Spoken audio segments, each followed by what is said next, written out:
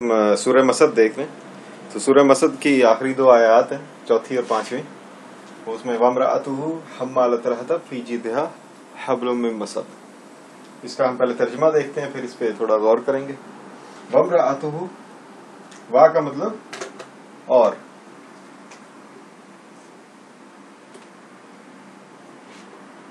ये अम्रअ जो है ये एक लफ्ज है मरउ, मीम रे, मीम जबर रे जबर और मरउन, ये कहते हैं पर्सन को, पर्सन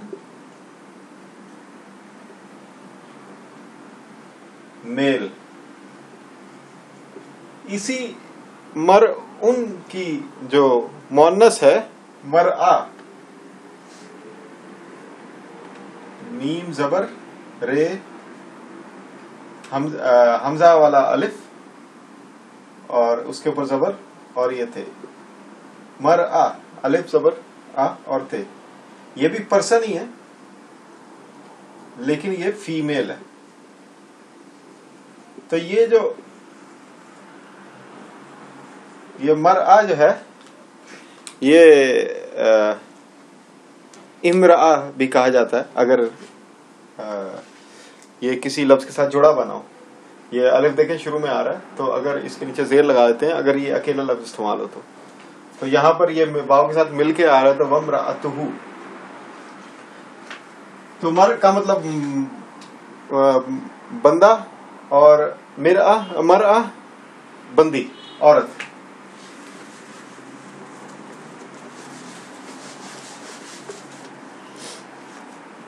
तो ये वम्रअतुहु, तो और औरत, ये हु जो है हेपेश हु, उसकी,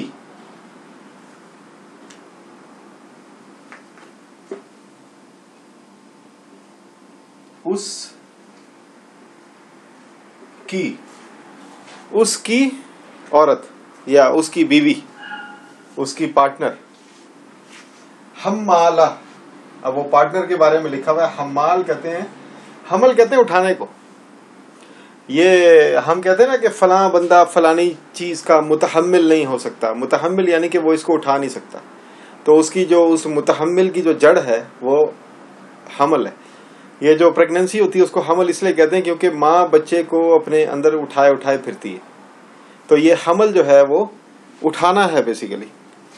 जराए नकलो हमल आपने बचपन में पढ़ा होगा कि ट्रांसपोर्ट की, तो नकल कहते हैं एक जगह से दूसरी जगह चले जाने को, और हमल कहते हैं लोडिंग को।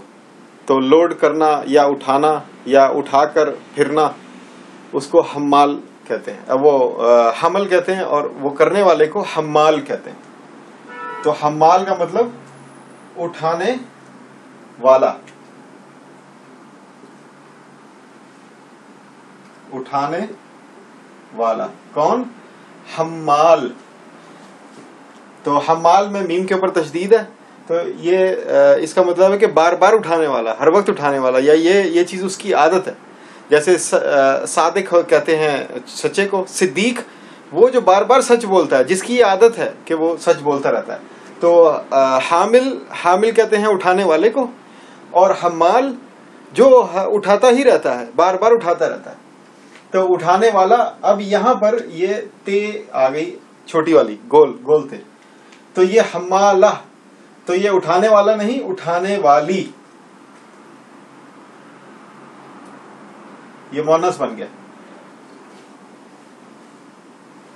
जैसे इसमें सामे सुनने वाला और सामेआ सुनने वाली। नादी का मतलब आवाज देने वाला, नादिया आवाज देने वाली। तो ये हम्माल उठाने वाला और हम्माला उठाने वाली, और औरत उसकी या अबू लहब की औरत बीवी उठाने वाली, जो कि वो उठाती रहती थी। अल-हतब,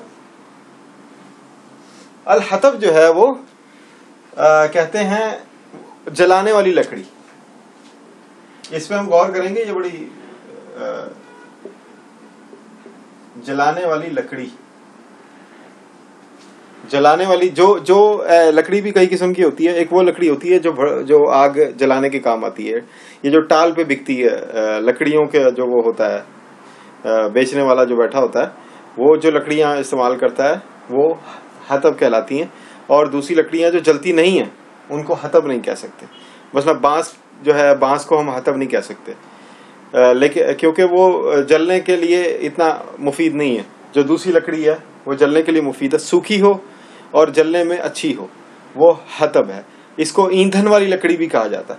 تو حطب وہ لکڑی ہے, ویسے تو خشب کہتے ہیں لکڑی کو, لیکن حطب وہ لکڑی ہے جو کہ جلنے میں اچھی ہے.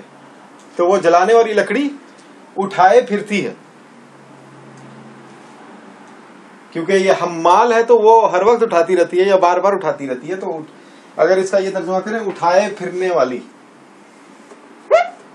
اٹھانے والی کی جگہ اٹھائے پھرنے والی, کیونکہ وہ یہ کام بار بار کرتی. اٹھائے پھرنے والی.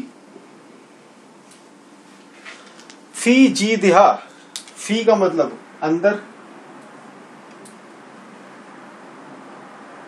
اچھا یہ پر کے لیے بھی فی آتا ہے کبھی کبھی, جیسے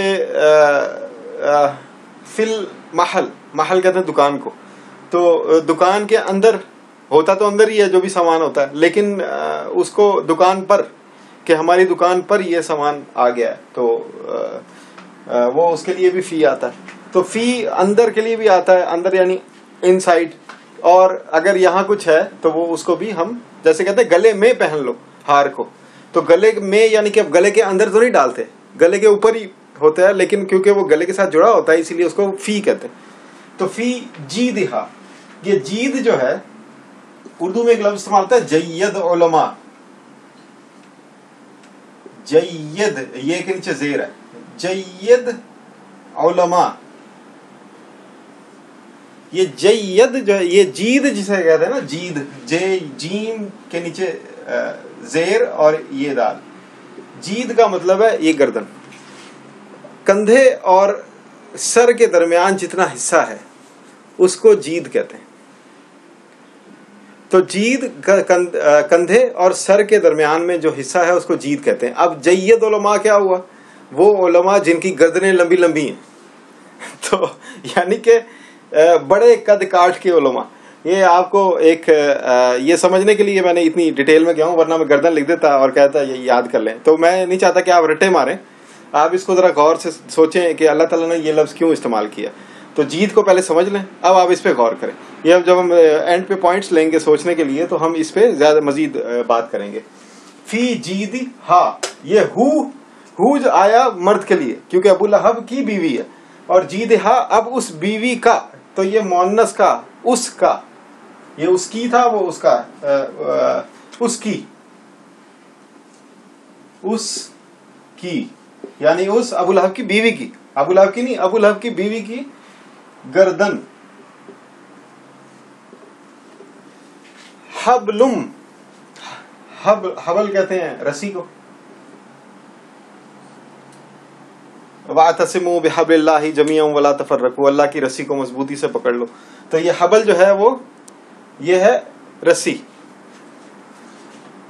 اب یہ رسی بھی کئی قسم کی ہوتی ہے. ایک اگر جیسے رسی پلاسٹک کی بھی ہوتی ہے, رسی بان کی بھی ہوتی ہے, اور رسی یہ جو ستلی ہوتی ہے جسے پٹسن کہتے ہیں, پٹسن کی بھی رسی ہوتی ہے, اور یہ ربڑ اور پلاسٹک مکس کر کے بھی رسی بنتی ہے, وہ تھوڑی لچکدار ہوتی ہے.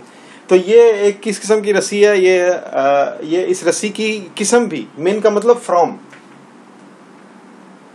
سے, فرام, یعنی یہ آپ بتا رہے ہیں اللہ تعالیٰ کہ یہ رسی ہے کس چیز کی بنی ہوئی ہے. وہ چیز کیا ہے, مسد. یہ آیت کا سورت کا نام بھی ہے مسد. اس سورت کو سورہ لہب بھی کہتے ہیں اور سورہ مسد بھی کہتے ہیں.